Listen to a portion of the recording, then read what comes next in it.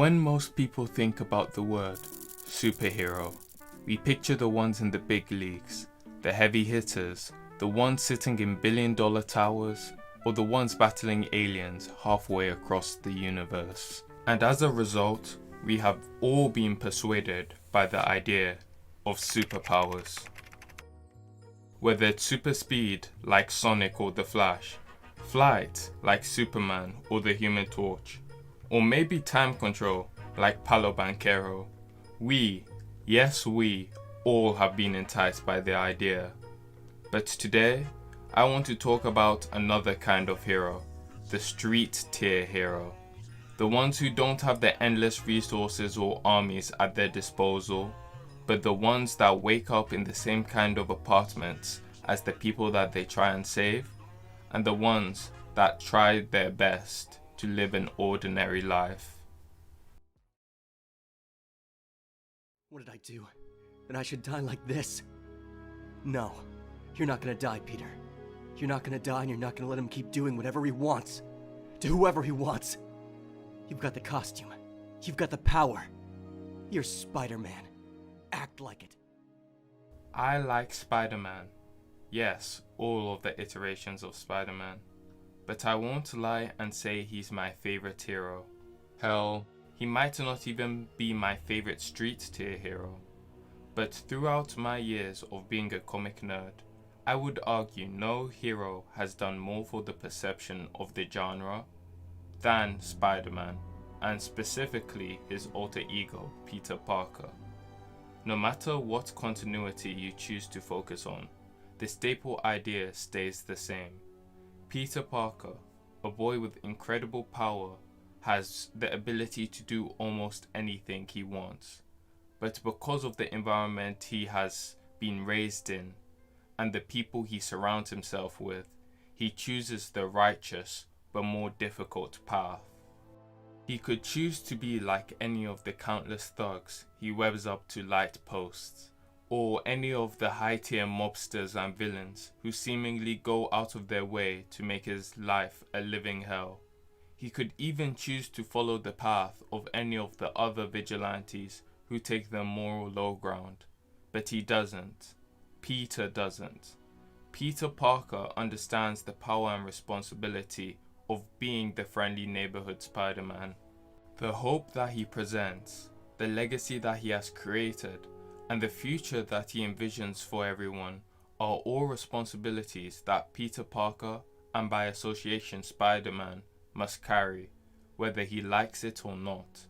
And as a result, that is the reason why Spider-Man is usually the unanimous figurehead for this branch of superheroes.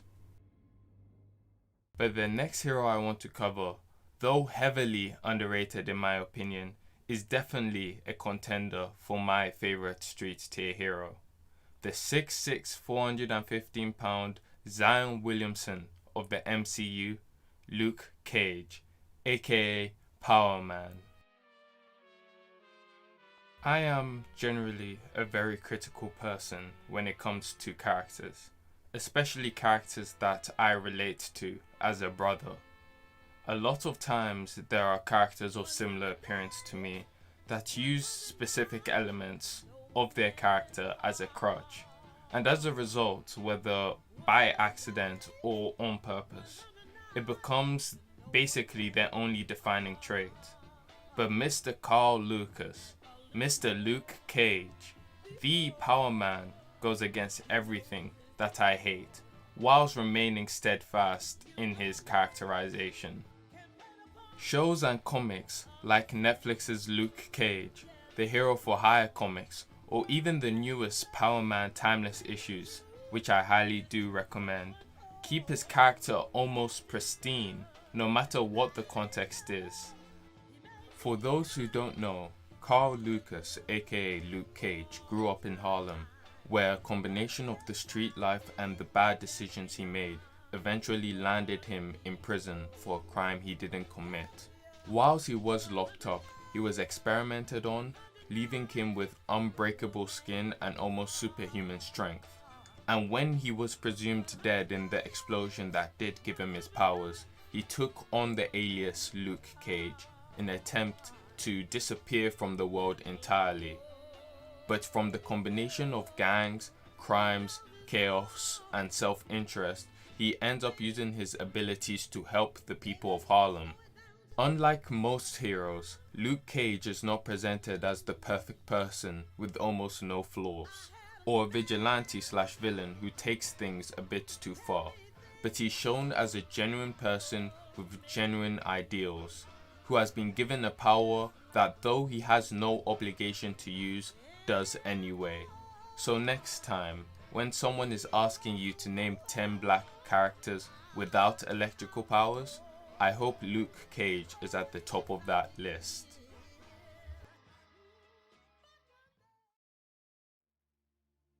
This last part of the video was specifically hard for me, as there was a multitude of characters that I wanted to put here.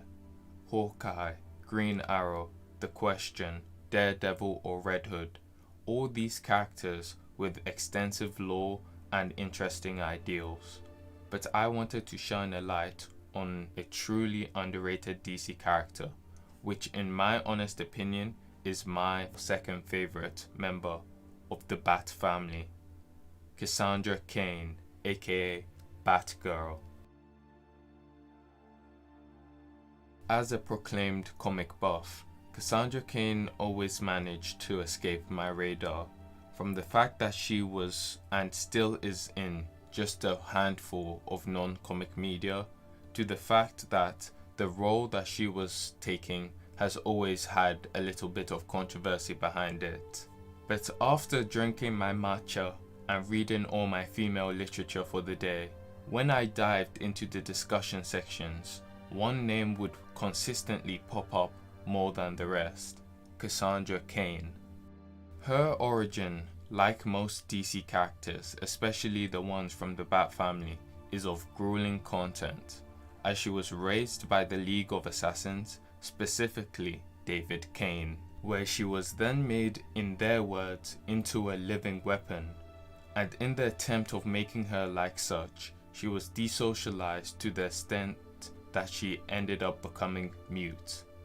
She had no familial bonds, no interpersonal connections.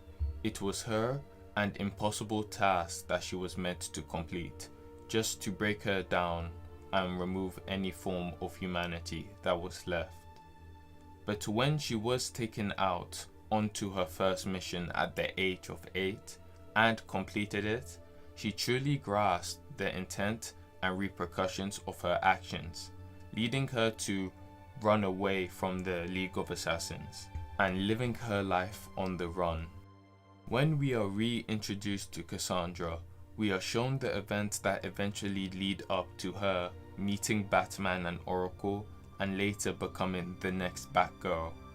And in these events and preceding comics, I think we get the character that is most like both Bruce Wayne and Batman. Cassandra, from what I've truly seen, is the meld between the two personas.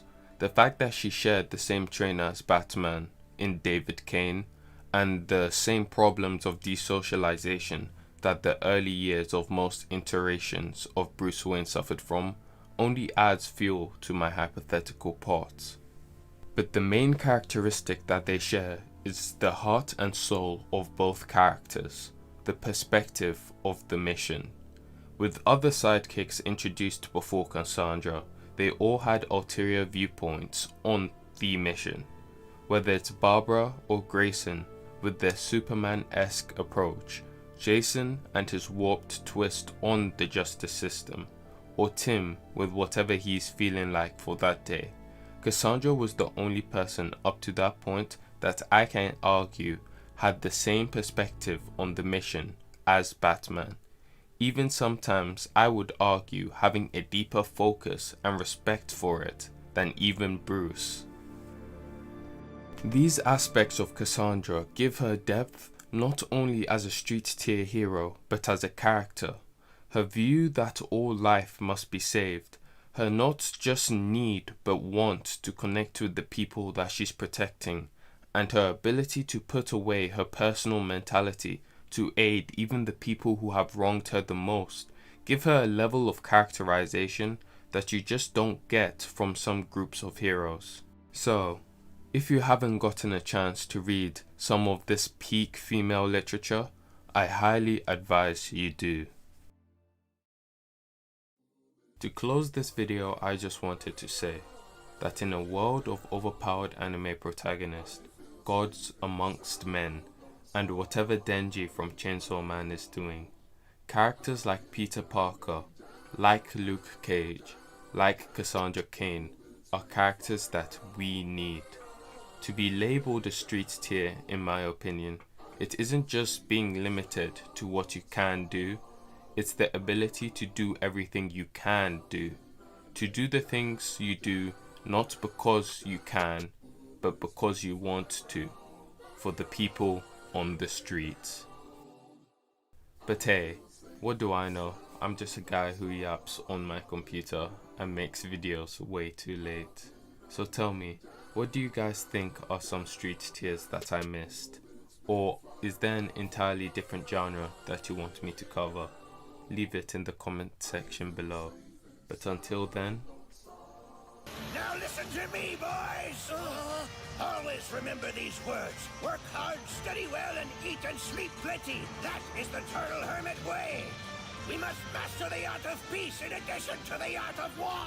The Turtle Hermit School will be with you, always. This will be my greatest, most powerful Kamehameha!